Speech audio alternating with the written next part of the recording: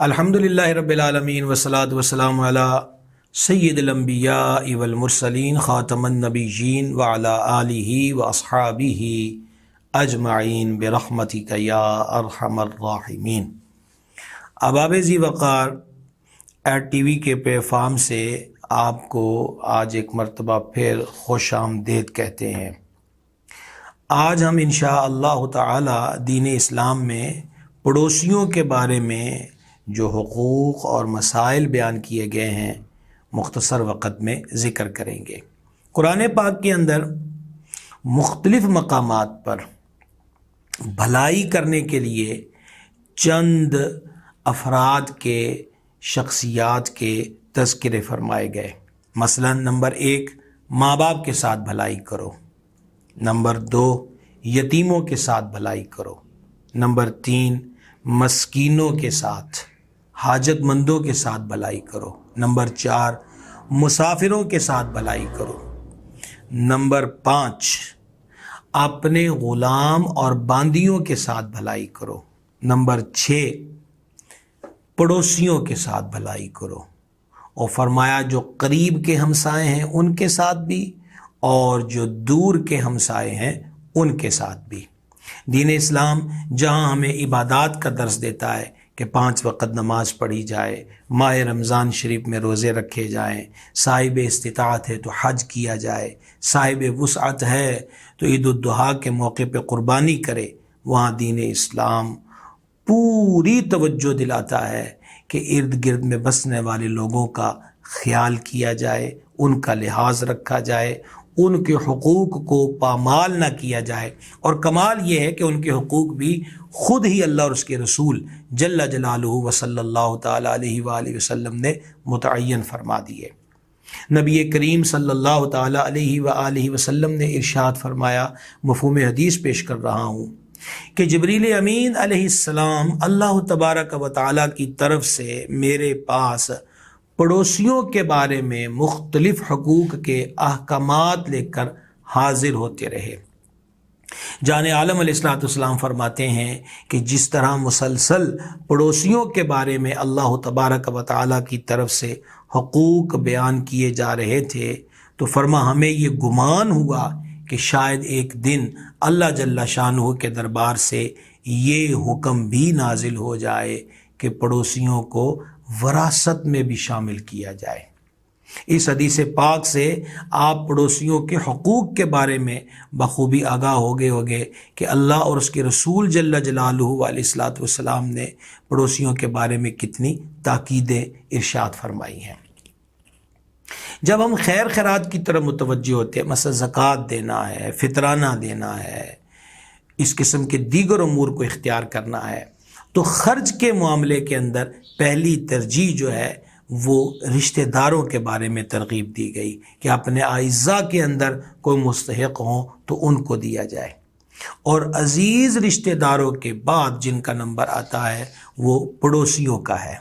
نبی پاک علیہ السلام کی بارگاہ میں عرض کی گئی، یا رسول اللہ علیہ الصلاۃ والسلام، پڑوسی تو کئی ہوتے ہیں، اور اگر بندے نے کوئی خیر خیرات والا صدقہ و خیرات کرنا ہے، حضور کس کو ترجیح دے؟ تو نبی پاک صلی اللہ تعالیٰ علیہ وآلہ وسلم نے ارشاد فرمایا، جس کا دروازہ تمہارے دروازے کے قریب ہے۔ احباب گرامی قدر، آج ہم گلیوں محلوں کا بگڑا ہوا ماحول دیکھتے ہیں۔ جگہ جگہ پر ہمیں مختلف قسم کے سانحے نظر آتے ہیں، جھگڑے نظر آتے ہیں، ایک دوسرے کو پڑوسی اذیت دیتے ہوئے نظر آتے ہیں، جبکہ اللہ اور اس کے رسول جل جلالہ و علیہ الصلوۃ والسلام کی تعلیمات یہ ہرگز نہیں ہے۔ بلکہ ایک صاحب حضور پر نور علیہ السلام کی بارگاہ میں حاضر ہوئے اور اپنے پڑوسی کے بارے میں شکایت کی کہ وہ مجھے اذیت دیتا ہے، وہ مجھے تکلیف دیتا ہے۔ سرکار علیہ الصلوۃ والسلام نے انہیں فرمایا صبر کرو۔ وہ دوسری بار شکایت بارگاہ میں لے کر آئے، آج پھر حضور علیہ الصلوۃ والسلام نے فرمایا تم صبر کرو۔ اور جب وہ تیسری بار اور بعض روایتوں کے مطابق چوتھی بار اپنے پڑوسی کی شکایت لے کر بارگاہ میں حاضر ہوئے کہ وہ اذیت دیتا ہے، تکلیف دیتا ہے، تو حضور پر نور علیہ الصلوۃ والسلام نے فرمایا اپنا سامان نکال کر باہر گلی میں رکھ دو،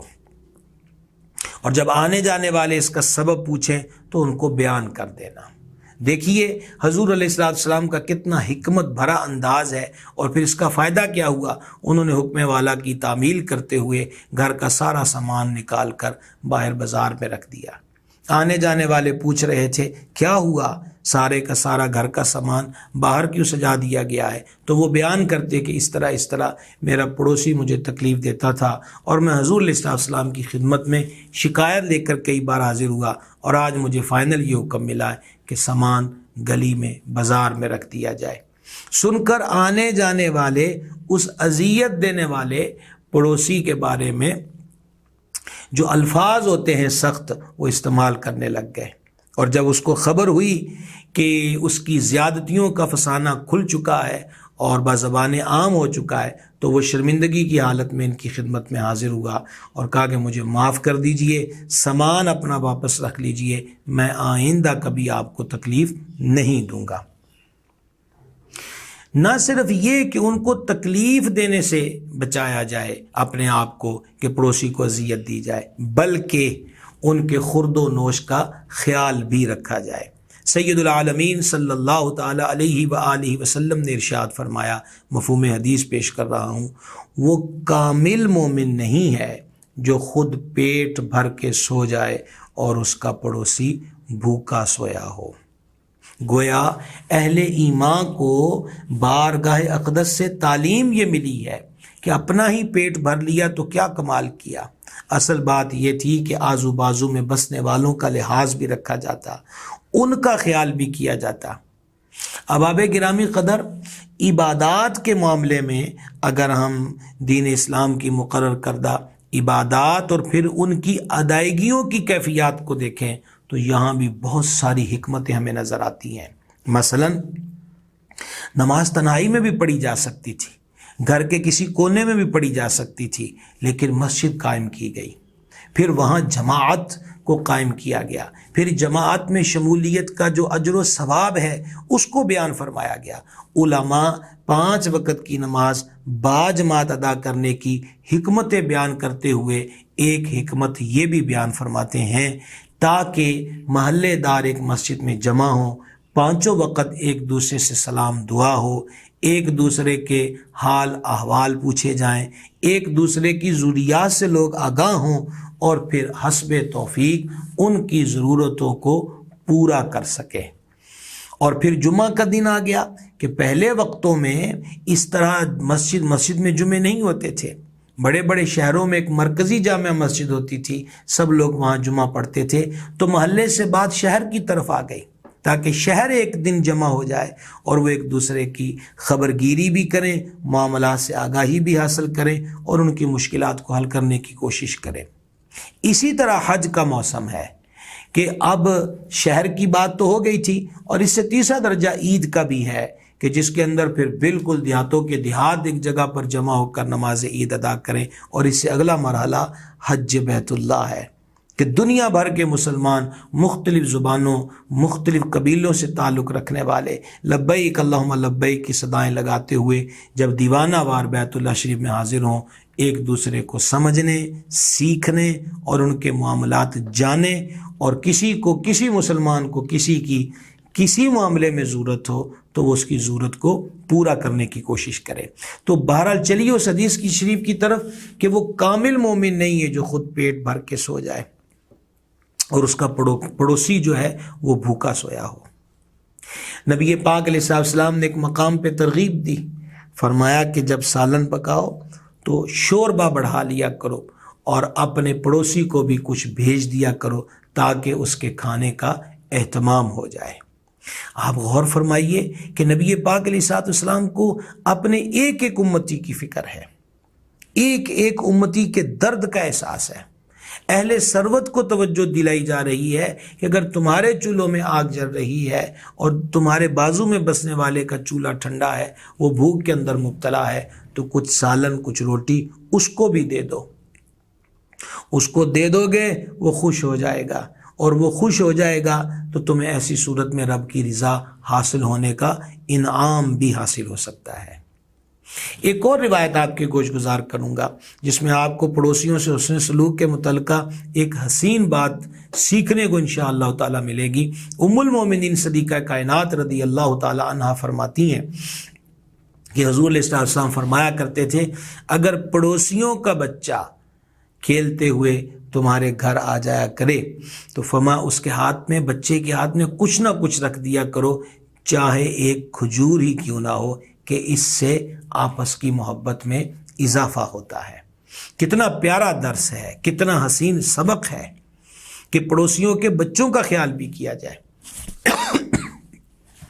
ان کے بچوں کا لحاظ بھی رکھا جائے، ان کے ہاتھ پہ کوئی نہ کوئی چیز جو ہے کھانے پینے کی رکھ دی جائے۔ اور احباب ذی وقار مزید اس سے ایک قدم آگے بڑھتے ہیں پڑوسیوں کے حقوق کو سمجھنے کے لیے۔ یہ حدیث شریف کتنی عظیم ہے کہ فرما اگر تم نے اپنے مکان کی دیواروں کو اونچا کرنا ہے تو اپنے پڑوسی سے اجازت لے لو،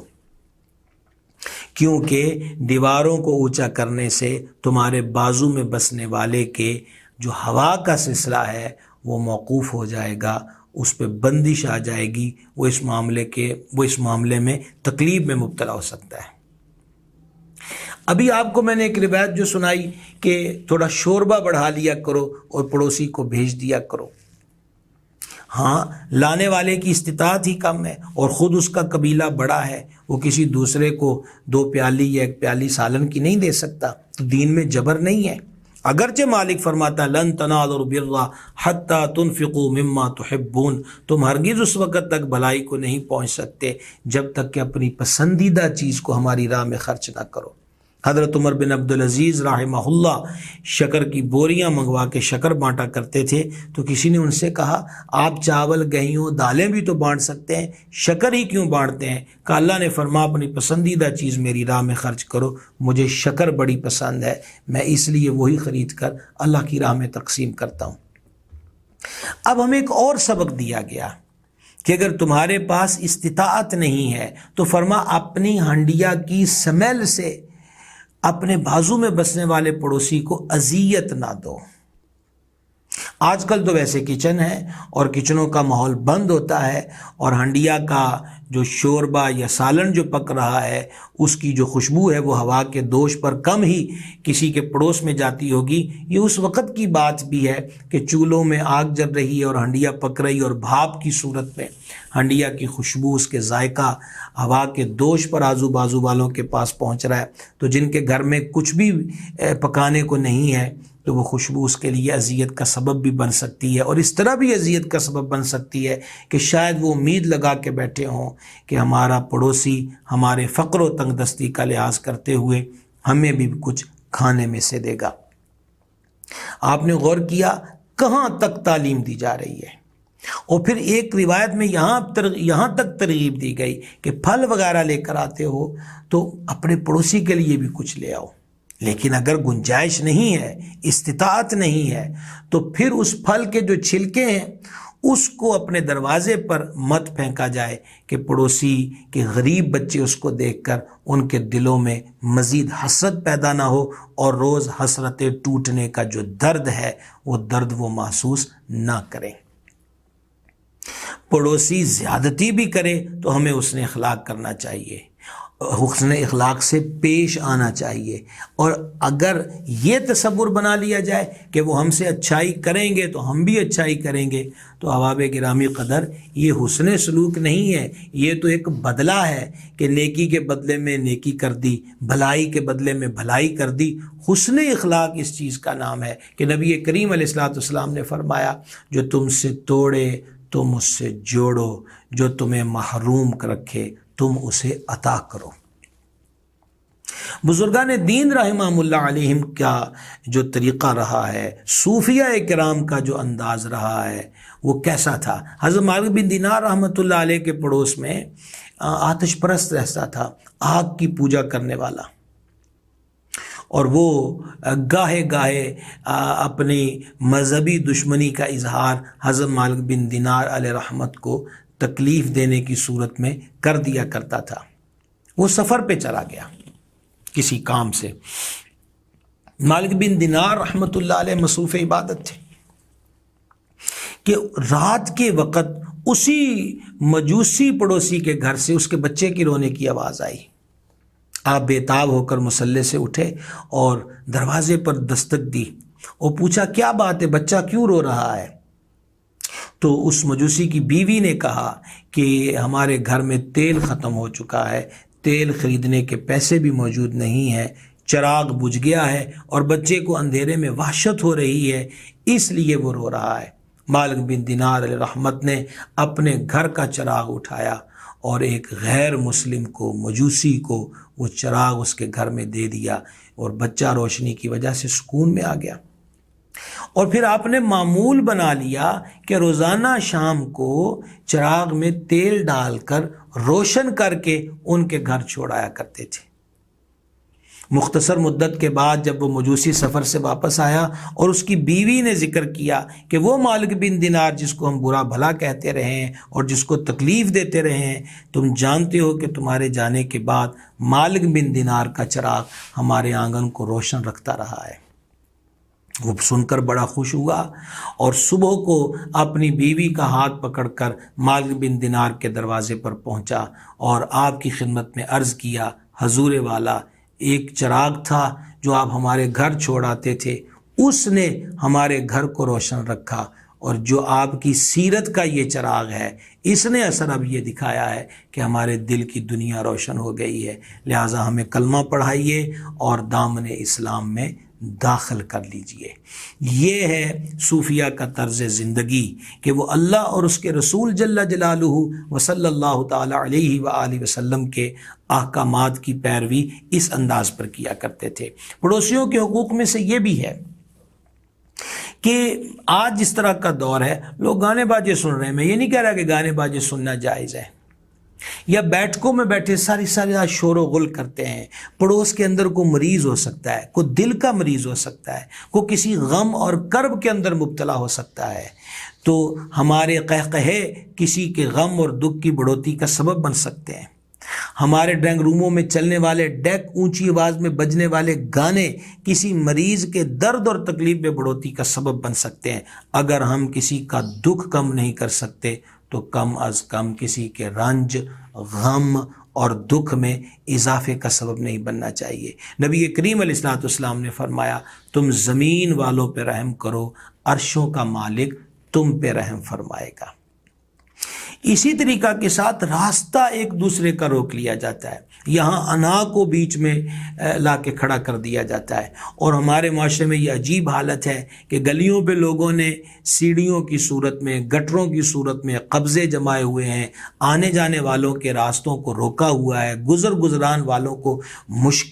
مشکلات میں مبتلا ہونا پڑتا ہے۔ اور خصوصاً ہم یہ دیکھتے ہیں کہ مکانات کی تعمیر کا سلسلہ جب ہوتا ہے، سارا میٹیریل گلیوں میں پھیلا دیا جاتا ہے، پڑوسیوں کی آواجاوی بھی اس سے متاثر ہوتی ہے، عام لوگوں کے آنے جانے کا معاملہ بھی اس سے متاثر ہوتا ہے۔ ہمارا دین راستے کشادہ کرنے کی ترغیب دیتا ہے، راستوں کو مقفل کرنے کی تعلیم نہیں دیتا۔ اور اس کی فضیلت پر آپ کو ایک روایت سنانا چاہتا ہوں کہ نبی کریم علیہ الصلوۃ والتسلیم نے معراج کی رات ایک بندے کو دیکھا جنت میں، جدھر چاہتا ہے جنت میں بلا روک ٹوک آ اور جا رہا ہے۔ جبریل امین علیہ السلام نے بارگاہ میں عرض کی، ایک درخت لوگوں کے راستے میں رکاوٹ تھا، اس نے محنت کر کے وہ درخت کاٹ دیا، راستہ کھل گیا، لوگوں کی آمد و رفت میں جو دقت تھی وہ دور ہو گئی۔ اللہ تبارک و تعالی نے اس کو فرما دیا ہے، تو نے میرے بندوں کی راہ سے رکاوٹ کو دور کیا ہے، اب میری جنت میں تیرے لیے کوئی رکاوٹ نہیں ہے۔ تو حق پڑوس یہ ہے کہ ان کا ہر اعتبار کے ساتھ خیال کیا جائے، خصوصاً جیسے عید قریب آ رہی ہے، اپنے محلے میں بسنے والے غریب افراد ہوں تو جب عید کے لیے ہم اپنے لیے سامان خریدیں، کسی نہ کسی یتیم بچے، بچی، غریب اور نادار یا بیوہ عورت جو ہے اس کے لیے بغیر خرید کر، اور وہ بھی حقارت کے ساتھ نہیں، نفس عزت کا خیال کرتے ہوئے اس کو دے دیں گے تو انشاءاللہ اس سے کمی نہیں آئے گی بلکہ بے شمار برکتیں حاصل ہوں گی۔ تو اللہ تبارک و تعالیٰ کی بارگاہ میں دعا ہے کہ وہ ہمیں جو اللہ اور اس کے رسول نے اپنے بندوں کے حقوق بتائے سمجھائے ہیں، ان کو سامنے رکھ کر ان حقوق کو ادا کرنے کی توفیق عطا فرمائے۔ زندگی بڑی مختصر ہے اور ہمیشہ مسافر اتنا سامان ہی لے کر چلتا ہے جتنا آسانی سے اٹھا سکے۔ ایک قبر کا سفر باقی ہے، ایک حشر کا سفر باقی ہے۔ ایسا نہ ہو کہ لوگوں کے حقوق کا بوجھ اتنا ہمارے کندھوں پہ چڑھ جائے کہ ہمارے لیے یہ سفر کرنا مشکل ہو جائے۔ لہٰذا کندھوں سے حقوق کا بوجھ اتار لینا چاہیے اور آسانیاں پیدا کرنی چاہیے۔ اللہ تعالیٰ ہمارے حالوں پہ کرم فرمائے۔ انشاءاللہ تعالیٰ پھر ہم اگلے سلسلے میں محو گفتگو ہوں گے کسی نئے عنوان کے ساتھ۔ تب تک کے لیے اجازت، والسلام مع الکرام۔